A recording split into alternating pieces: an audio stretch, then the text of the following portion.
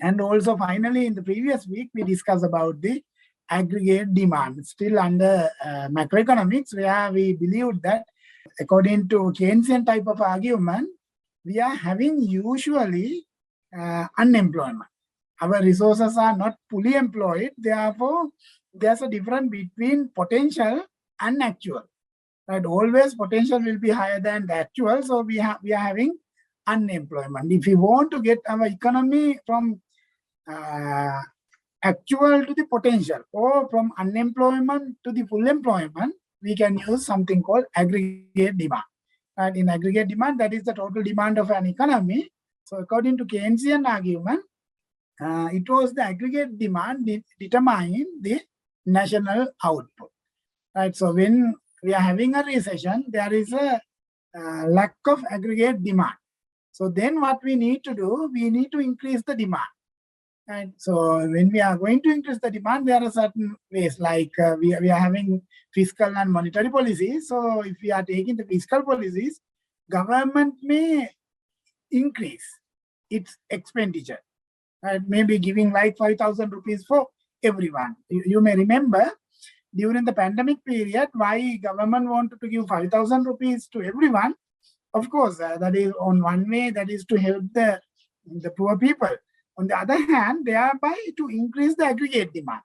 If we increase the aggregate demand, then that will increase the heat of the economy, and finally we can get into the full potential of an economy. So likewise, there are certain fiscal policies we can use to enhance the aggregate demand, like government expenditure and investment and exports and so on, right, that we discussed in the previous class.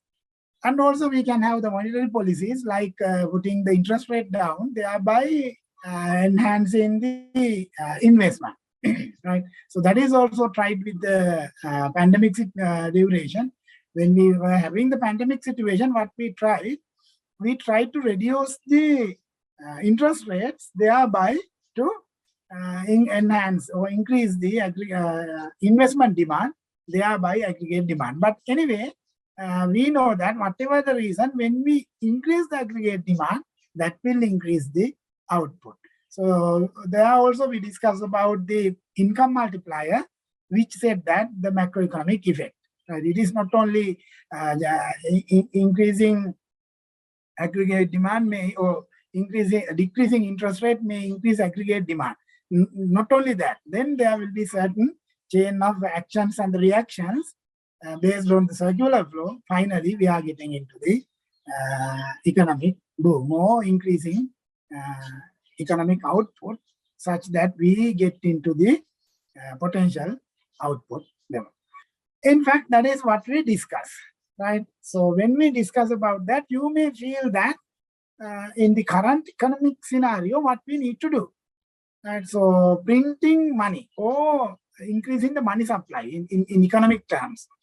Increasing money supply, is it a problem?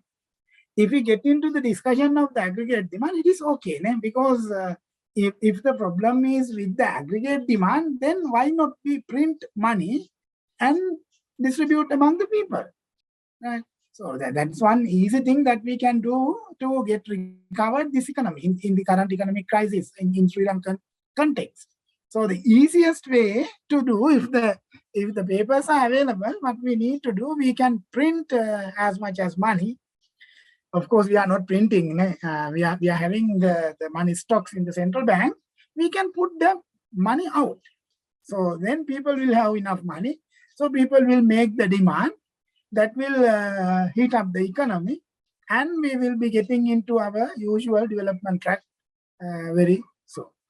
That is the simple answer if we just believe in aggregate demand, right? So there's a joke. There's a joke in 1933 when we had the Great Depression. It is not in Sri Lanka, but the whole world had the situation like today what we are experiencing in Sri Lanka. So we call that Great Depression. And all economies in the world got collapsed. That is the time where we got this Keynesian type of economics, or the Keynesian argument. So Keynes said, okay, if we want to get back into our development track, what we need to do, let's pay some money. Right? So government will print money and pay that money to the workers and ask them to dig some holes or maybe cutting some drain. So we ask them to dig some holes and pay money. So with that money, they will get back home and then make some demand. On the other hand, let's print a bit more money and then give that to some other people and ask them to close all the holes or the pits that dug by the other group of people and pay money, right? So nothing happens. You dug the hole and then close it up. But still, you pump some money to the economy. So then people will use this money and will make some demand. When they make some demand, entrepreneurs will be getting interested. So they will start demanding more for labor. So when we demanding more for labor, then there will be again money with the people. So people will use that money for the demand, right? Again. So prices may move up and demand will be increased. That will increase the investment demand and the expenditure will be increased. Thereby, the economy will start or reactivate again. Right. So that is kind of a joke that we had, but it has some meaning. But still, there's a problem. And it is not that much easy printing money and putting that out in the market or with the general public, because it will generate something called inflation. It's a real problem. Now, I don't want to explain even, right? Because I think you yourself have experience. Of course, your parents will be in real trouble, but you also may have experience what is inflation, right? So when we do that kind of a thing, inflation will get into the scenario. So we need something else. To know about that, today we are having two relevant or related topics still under macroeconomics. That is money and banking and inflation.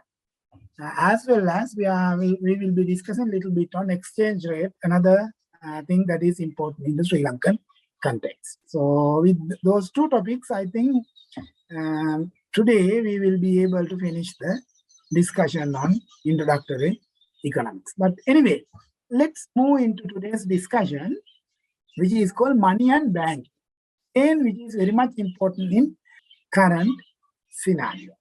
When we say money, what do we mean by that?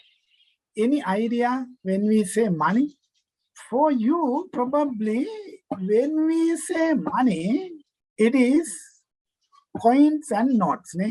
In colloquial English, when we say money, that is these printed notes and coins. So the coins and notes we usually take as money. But in economics, when we give the technical definition, we say money can be anything that generally accepted by the society as a mean of payment. It can be anything. It can be anything which is accepted by the society, which is accepted by the people. If people accept that, that is okay. It may not be a coin. And that could be used for settlement of the debts, or paying for getting goods and services, or paying for the factors, and so on. That is what we mean by social convention or the agreement in the society. Right? So the best example, I have not recently been to the UW cafeteria, but I remember when our time, when we were in the university, we had that practice. Because always the cafeteria owner says there is no change. Right? Coins are not available, therefore there is no change. So easily we forget the money that we need to get, because at that time it was 6 rupees and 50 cents per lunch or dinner, right? Exactly like your food, but it is not that much quality like Uvelas. But it is 6 rupees and 50 cents. Therefore, it is naturally 3 rupees and 50 is available as the change. Usually it is not given. And we also do the same. So the tea price of a tea was around 1 rupee, right? Then what we do, we take like 100 rupee and get to the cafeteria and say, okay, give me a tea, and give the 100. And then cafeteria owner says, no change. Then we say we will give it back. But after some time, we forget that. Or maybe we purposely we forget it. But anyway, then there was a problem in the cafeteria and about the change. Then what we did, we got some notes. We had the seal of the cafeteria owner and his signature, and denoted like 1 rupee, 2 rupee, 5 rupee, right? So now it is accepted by everyone within the hostel, right? So when I get my lunch, so I will be getting some notes with the seal. These are paper sheets with the seal of the cafeteria owner and the sign telling this is worth 1 rupee. So when my friends want to have a tea, what I do, I give them that note, and they take that to the cafeteria owner and pay for tea using that note. And that says that if we are agreeing on the mean of payment, we can use that as the money. So this is what happened in our cafeteria. So the same way in this society, if we accept for payment, we can for anything, anything that we accept as a method of payment, we can use that as money. It may be gold, it may be some precious metals, maybe coins and notes, or maybe a check, which is very much popular now. It is also a paper sheet.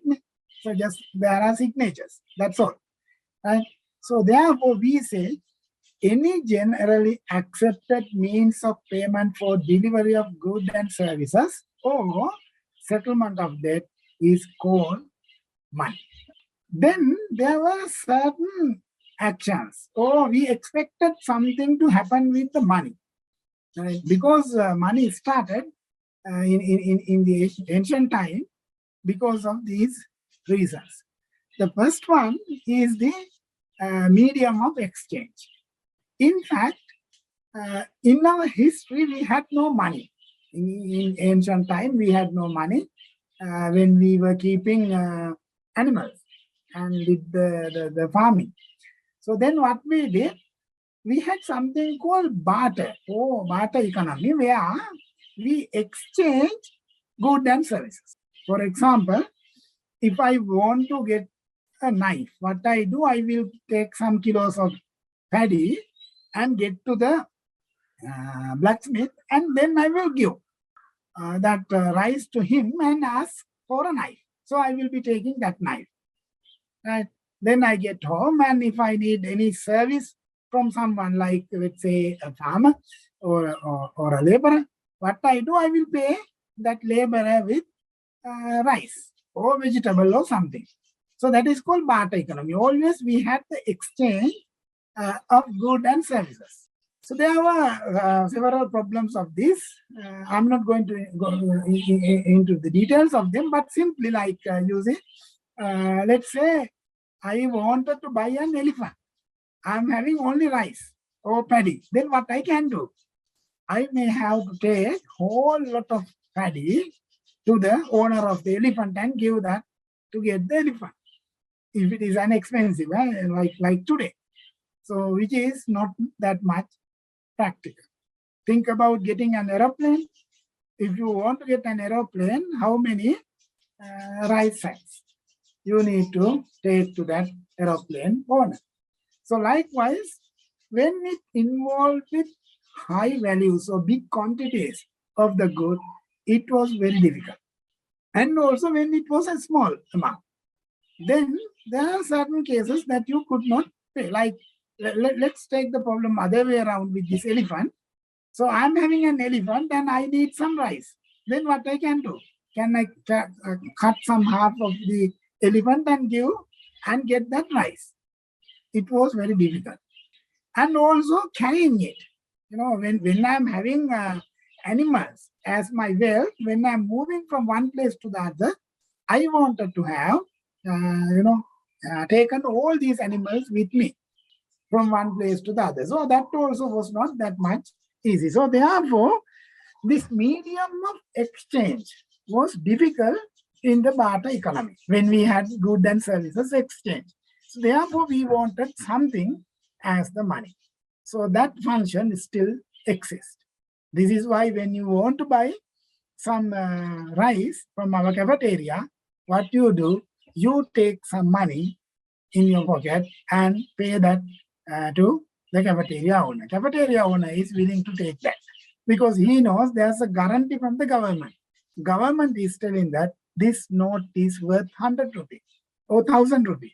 Then the cafeteria owner accept that.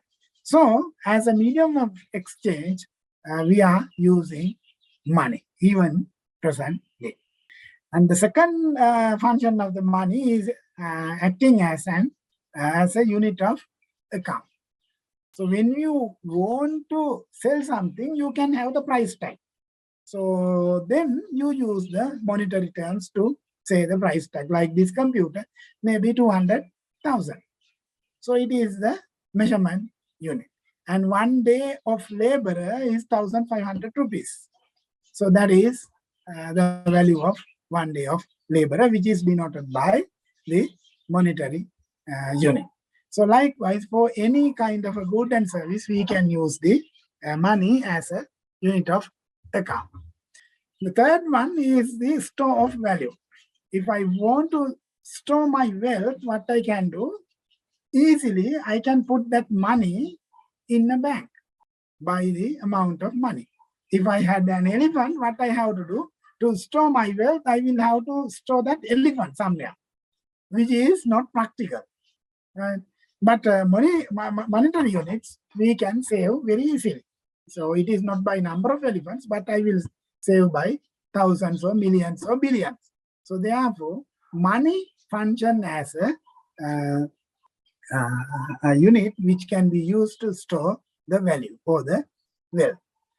And finally, standard of deferred payments. That is like you buy something today, and after 10 years, you can pay that money back to the creditor. Right? So you can take some money today and later you can pay. Or maybe you can buy something today and later you can pay the value. So therefore, we say it is a method of deferred payment. When we delay, we can pay it later. So these are basically known as the functions of money. Then, as I just mentioned, money can be anything accepted by the society for payment, right? Or exchange of goods and services, or settling the debt, like deferred payment. If society accepts, then we say it's money. So that money from our ancient time, it has been developed from like seashells or salt and some precious stones. These items were scarce. In history, seashells were relatively scarce and durable. You have to get into the seashore to collect some seashells. So seashells had some value as money. So what we do, we use seashells for payment. When you wanted to buy some, let's say 1 kilo of rice, you may be giving 3 seashells. That owner keep that 3 seashells, and later he can use that shells for paying something else. So that seashells is accepted by someone else. Likewise, we had salt or some precious stones like gem. And then there was a problem with that about the durability in the long run, like salt or seashells. Therefore, the value of these items like seashells and salt got quickly diminished. So therefore, what we try to do, we try to use some durable items like metals or gold. Right? These are scarce as well as durable, and they are precious. Because of durability, they are having some value with them. Therefore, in next stage, we try to use items like metals and gold. And then we were having certain other problems with them because the problem of scarcity, right? So we had limited supply of gold or metals.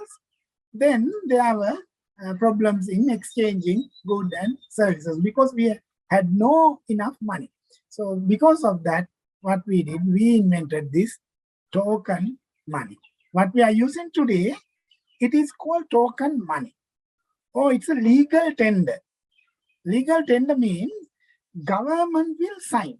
The finance minister and the governor of the Central Bank of Sri Lanka will sign that this value is accepted. Like if it is 1,000 note, Sri Lankan government is ready to pay 1,000 rupees if you buy this note, because it is guaranteed by the government. It is the value of the money. So we call them as token money. And it may be coins and notes that we can take token money. We call them token money because there is no actual value in it. You take 5,000 notes. Is there a real value of 5,000 there in the 5,000 note? Like let's say government will decide. This night will say government is going to stop the payment of for 5,000 rupees. Or it is not legally accepted in this country. So then today after tomorrow, you are having a large amount of 5,000 rupees. Can you sell them? Maybe there will not be any value of that. Even for 5 rupees, people will not take because there is no any value, because government say that is not accepted. So this is why it is called token money. Right? It does not have real value in it. Of course, when we take coins, there is. Like when you take 5 rupees coin, someone may be happy. Like if you want to make jewelries, of course, someone will pay some money more than 5 rupees and get the 5 rupee coins. Right? Because there is a value, but it's a problem. Present day, now we are going to stop the use of much of the coins, or maybe we will have lower valued coins. Otherwise, people will take that coin as a wealth. Then when we discuss about the money, or when we are going to discuss about the money supply, inflation, and so on, there are certain terms that we need to know. The first one is called high-powered money. High-powered money, as the word itself says, high-powered. So they are high-powered. And there's something special with this high-powered money. High-powered money are called the coins and notes issued by the central bank. In Sri Lanka, the coins and notes can be issued only by the Central Bank of Sri Lanka. If you like, you can issue, but you will be in trouble. Right? Otherwise, the sole authority of printing money and issuing money to the country is vested with Central Bank of Sri Lanka. So high-powered money are the coins and the notes issued by the central bank. This can be with public. So as general public, we are having some money because we need to keep them. Maybe we may need to use it in an emergency. In an emergency situation, we need to use that money. Therefore, we are keeping it. Right? Or maybe I want to store my wealth. Whatever the reason, there are coins and notes with general public. And also there are money with the banking system. Later we will discuss the banking system. Right? So people will have some money in the banks. For the moment, just take BOC. So when I have some money, I get into BOC and put it there. Right? So bank will keep some money of me in the bank. They may not be keeping all money that I'm saving with them. But anyway, there will be some money with the banks. So general public will have some money, banks will have some money, and also central bank will have some money. Because some of the amounts that we save in the commercial banks, banks need to take that money and put some portion of that savings in the central bank as the reserve. Therefore, high-powered money will be the cash with the public banking system and the central bank. So these are called high-powered money. Basically, those are the coins and the notes issued by the Central Bank of Sri Lanka. When central bank issue that money, it will be a liability of the central bank. In the balance sheet of the central bank, the high-powered money will be a liability of the central bank, because central bank one day need to pay that money. It is like we are borrowing from someone. And so it is responsibility of the central bank to keep that value. So it will be a liability to the bank. With the high-powered money, the government can make some influence on the monetary policy. Later we will be discussing about the monetary policy. Monetary policy simply, just remember, it is the way how the central bank changed the interest rate and then amount of loan disbursed in the economy, and what is the amount of money issued to the public. So this is these activities are called monetary policies, how our financial system is run. So for that we can use the high-powered money, because we have something called open market operations. So open market operations mean time to time central bank can issue something called bonds, government bonds to the public. This is again another note. So government will say this much of bond is given to this guy. And so the person who buys that bond will pay by coins and notes. So that money goes to the central bank. Right? When we have bonds, and we also have bills, treasury bills and bonds, that depending on the time difference. But anyway, what simply happens when we issue a bond, this note goes to the public and public pay that money to the government. So the money will get into the central bank. So we can decrease the money supply by issuing bonds. On the other hand, if we want to increase the money supply in the society, what we can do, what central bank can do, it can buy out the bonds. So government will buy the bonds. When government buy the bonds, currency or the coins and the notes will be getting into the public, and that legal tender or the note will be moving back to the central bank. Therefore, we say that with the high-powered money, government can control the monetary policy or handle the monetary policy. This high-powered money is known as M0 in monetary terms. And M0 means high-powered money. In some cases, we put M0, some cases coins and notes, and some cases we just put high-powered money. But anyway, remember, M0 means it is the notes and the coins available in the country, maybe with the banks, maybe with the general public, or with the central bank. Then we are having something called M1, which is called narrow money. Right? This one we call high-powered money. The M1 is called narrow money. So narrow money includes M0. And so the coins and the notes with the public and the banking system and the central bank, plus something called demand deposits.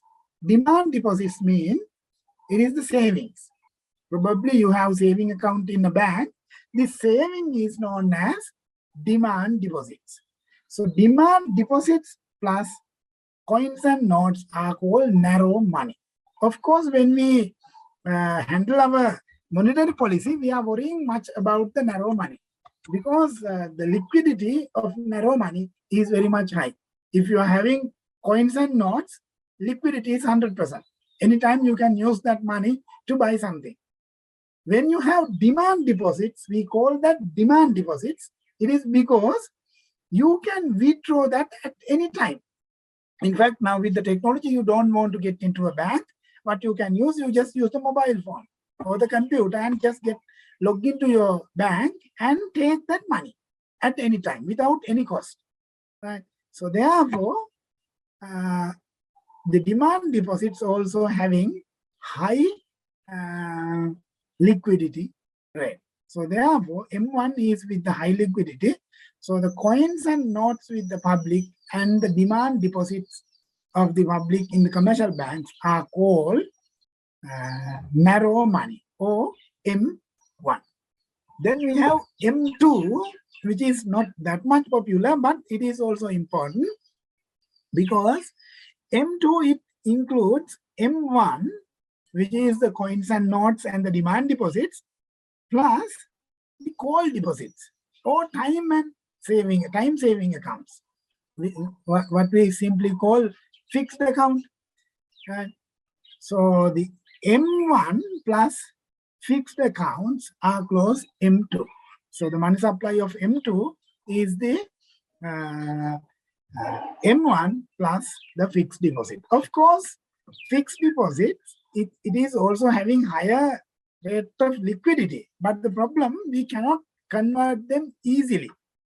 If we save it for 1 year, after 1 month, you are going and asking to withdraw that, they will say you will be having some penalty. So the interest rates will be very much less. Or you need to pay some fine or something. Right? So there's a restriction in the conversion. Therefore, it is not easy like demand deposits. But anyway, M2 means M1 plus time savings. Or we call that also broad money. And finally, which is again important in the policy making, is M2B. If you look in the central bank report, you will be getting M0, M1 and M2B. M2B, that is, we are having M2 plus foreign currency deposits. Now in Sri Lanka, it is open, right, after 2002.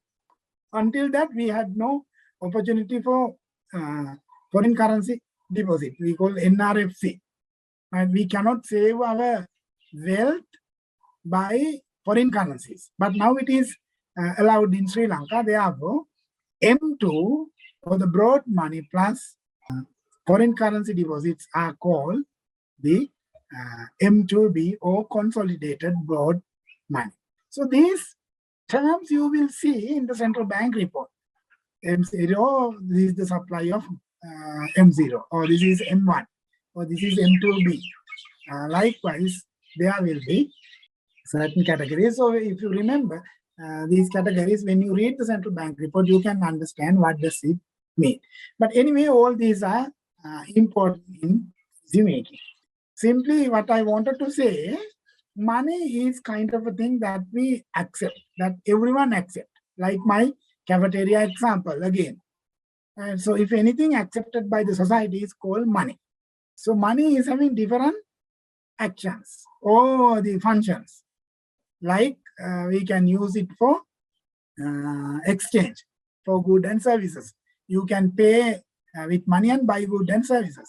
You can pay for your loans as a deferred payment. You can keep your account. Right? You can save your wealth. Likewise, there will be different functions in the money. And for monetary policy perspective, or the monetary policy, for controlling the monetary policy, we are having different types of money called M0, M1, M2, and M2B likewise.